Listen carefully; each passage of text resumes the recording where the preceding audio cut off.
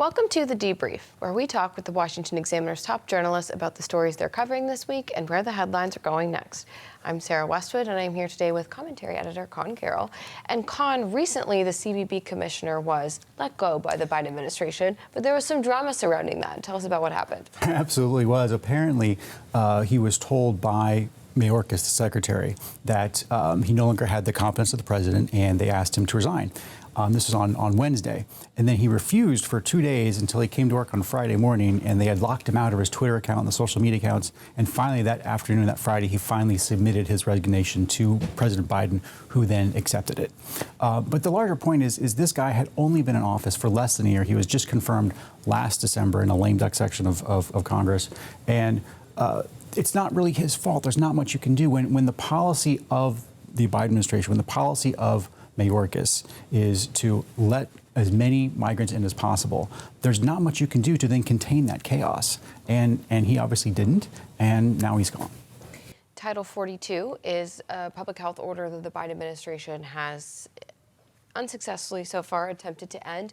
There was a significant development on the legal front over the battle over Title 42 this past week. What's going on with that? Yeah, this past Tuesday, a judge here in Washington, D.C., following a suit by the ACLU, said that Title 42 is arbitrary and capricious and basically shut down the policy.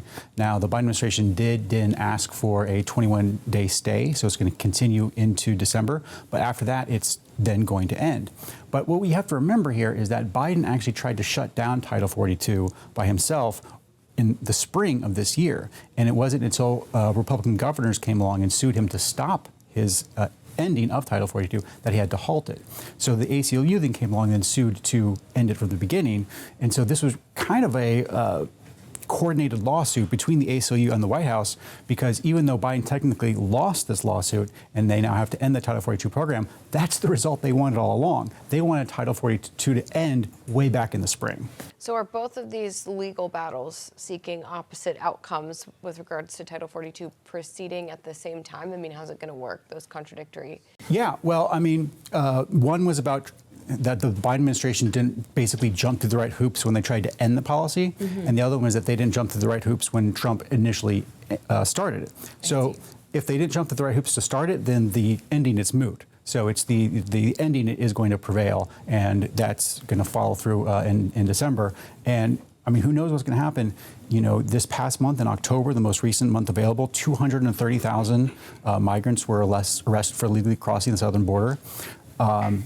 Everyone expects that number to go up now that Title 42 is going to end.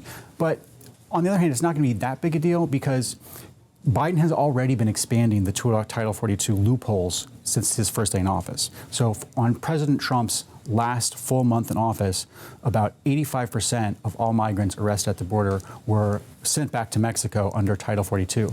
By this last month, by October, Biden had lowered that percentage all the way down to 35%. So only 35% of migrants were being processed through Title 42. The rest were being processed under Title 8 and were being released into the country by the Biden administration, which is now going to happen to 100% of the migrants that are arrested once the Title 42 is finally ended at the end of December. Well, Conn, thank you so much for being here today. You can get more writing from Conn and the rest of the commentary team at washingtonexaminer.com.